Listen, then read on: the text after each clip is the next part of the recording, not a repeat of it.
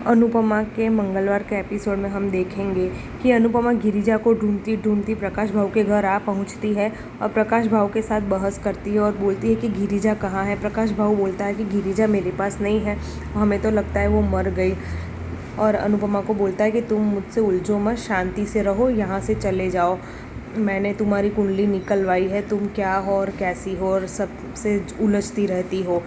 तब अनुपमा बोलती है कि मैं गिरिजा को ढूंढ कर रहूँगी और अनुपमा वहाँ से निकल चलती है। तभी प्रकाश भाऊ की पत्नी अनुपमा के पीछे पीछे जाती है और उसे कागज़ में लिख के देती है कि गिरिजा कहाँ है और बोलती है कि आप जैसी हिम्मत मेरे में होती तो आज बहुत सी लड़कियाँ बच पाती। और अनुपमा को सुराग मिल जाता है, पता चल जाता है कि गिरिजा कहाँ है। तो अनुपमा और देविका प्रकाश भाऊ की पत्नी ने बताई हुई जगह पर गिरिजा को ढूंढने के लिए निकल चलते हैं। यहाँ राही अपना प्लान जस्सी और परी को बताती है। जस्सी और परी बोलते हैं कि ये बात हमको अनुमा को बताना होगा, पर राही नहीं मानती। जस्सी बोलती है कि मुझे पता चल गया, तुम यहाँ भी अपनी माँ से 2 कदम आगे निकलना चाहती हो, इसीलिए तुम अनुपमा के खिलाफ अनुपमा को बताए बिना ही ये कर रही हो, मुझे पता है। तब राही बोलती है जो भी है तुम मेरा साथ दोगी या नहीं। तो जस्सी बोलती है ठीक है, मैं तुम्हारा साथ देती हूँ। फिर सरिता ताई भारती को लेकर प्रकाश भाऊ के घर जाती है और बोलती है कि लो भाऊ इसको ठीक करो। और एक साइड राही और एक साइड जस्सी वीडियो ले रहे होते हैं। वहाँ प्रकाश भाऊ सबसे पहले तो भारती को एक कुर्सी पे बिठा देते हैं और वहाँ पे यज्ञ करते हैं।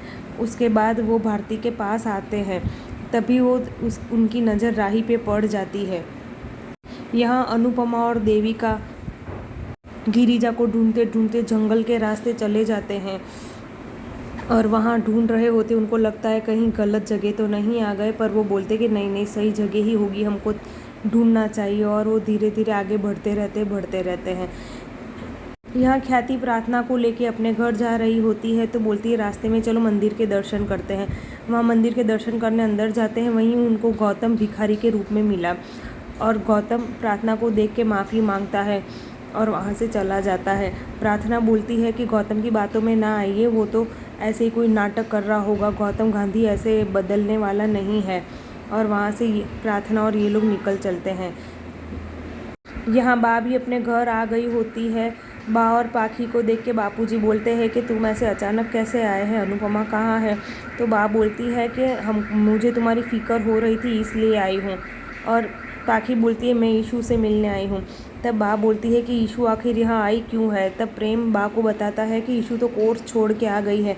बा और पाखी को गुस्सा आता है, वो ईशू को बुलाते हैं और उसे डांटते हैं कि तू कोर्स छोड़ के क्यों चली आई।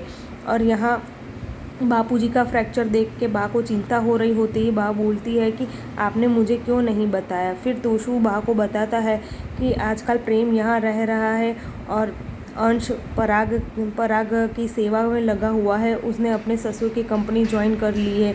अब धीरे धीरे प्रार्थना और अंश वहीं सेट हो जाएंगे।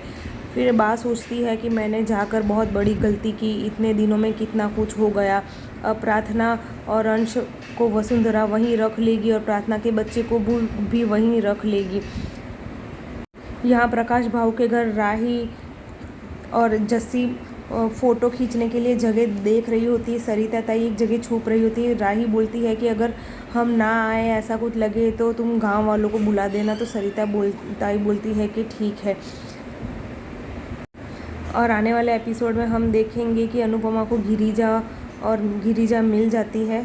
अनुपमा सोनू को मार रही होती है, तभी सोनू गिरिजा का हाथ पुल पर से नीचे छोड़ देता है। गिरिजा गिरने वाली होती है, अनुपमा उसे बचा रही होती है और सोनू को मार रही होती है। तभी प्रकाश भाऊ का फ़ोन आता है कि आप सोनू को कुछ होने मत देना, अगर सोनू को कुछ हुआ तो तुम्हारी बेटी राही नहीं बचेगी। तब अनुपमा डर जाती है और आगे क्या करेगी वो तो आने वाले एपिसोड में ही पता चलेगा।